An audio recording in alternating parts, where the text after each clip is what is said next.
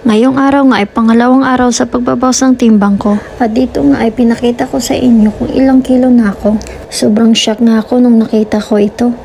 Kasi palaki na ako. At nagtimbang ako ng 57.55. At hindi na nga nabawasan ito dahil nga nung linggo napadami na naman ang kain ko. Nakakamiss kasi ang luto ng Pinas, kaya ayun, napadami tuloy ako ng kain.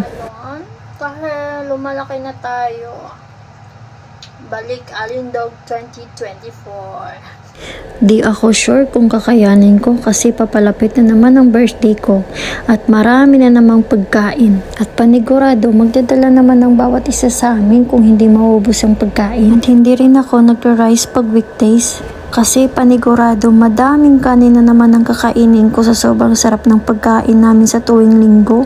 At tuwing linggo lang talaga kasi ako kumakain ng maraming kanin. 6 days diet nga at 1 day todo lamon ako.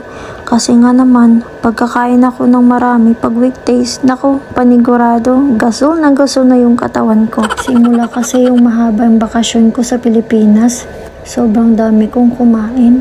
At 5 times a day pa nga ako kung kumain. Kasi ba nga naman, ang trip ba nga ng anak sinamahan. Ayun tuloy, napasarap kumain. Masasarap din naman kasi talagang mga ulam. Kaya hindi ko talaga magawang mag-diet nung sa Pilipinas ako.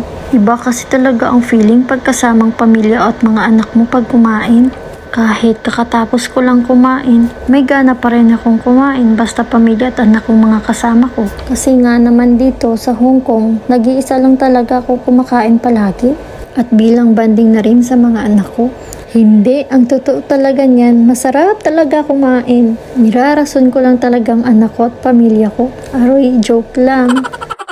Hindi, sa totoo talaga niyan, bumabawi talaga ako kasi ba nga naman, nakakatakot sa panahon ngayon, maraming namamatay dahil puro karne, puro lechon ang kinakain. Kaya ayun, sabi ko sa sarili ko, pagbalik ko talaga ng Hong Kong, magda-diet ako at ang kakainin ko lahat, puro gulay, puro prutas at mga healthy foods.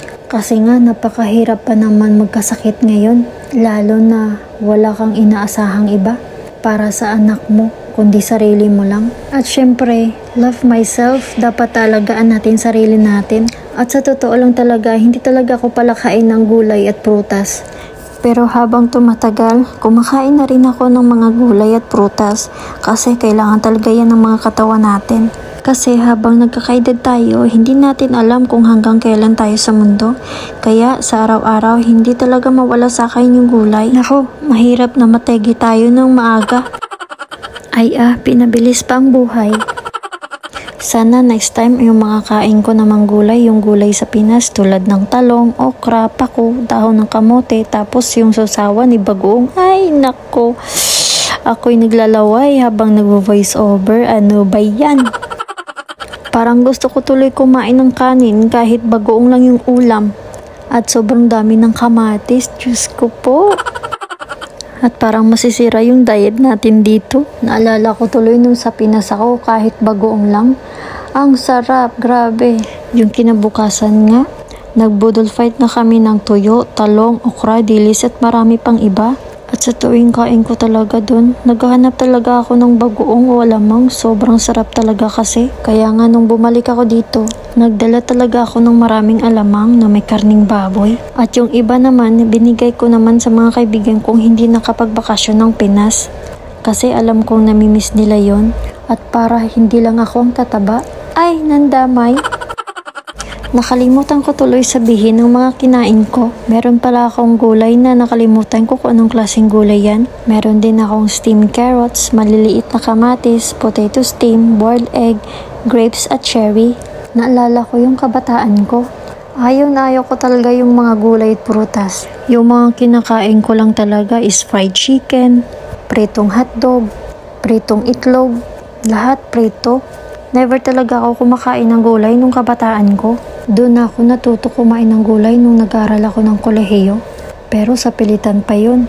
Kasi nga naman pinapagalitan na naman kami ng nanay pag ayaw namin kumain ng gulay. Yung iba nga niluluwa ko pag nakatalikod siya. Feeling ko kasi noon nakakasuka. Pero nung nagkaasawa na ako, doon na talaga ako natuto. Kasi nga naman, wala kasing pambili ng mga karne. Kaya gulay lang talagang afford namin. Minsan nga bigay pa ng kapitbahay. At naalala ko din noon yung mantika ng lechon kinuha ko kasi pwede ko pang ulamin. Sa hirap kasi talaga ng buhay namin dati. Ni isang pirasong itlog nga hindi nga ako makabili. Inuuna ko talaga yung mga pangailangan ng mga anak ko. Kaya dati sobrang payat ko. At ngayon naman sobrang taba. Sa ngayon talaga magda-diet ako. Kasi merong araw din na nagaya yung amo ko na kumain sa labas. Napakadami pa naman mag-order yung amo ko.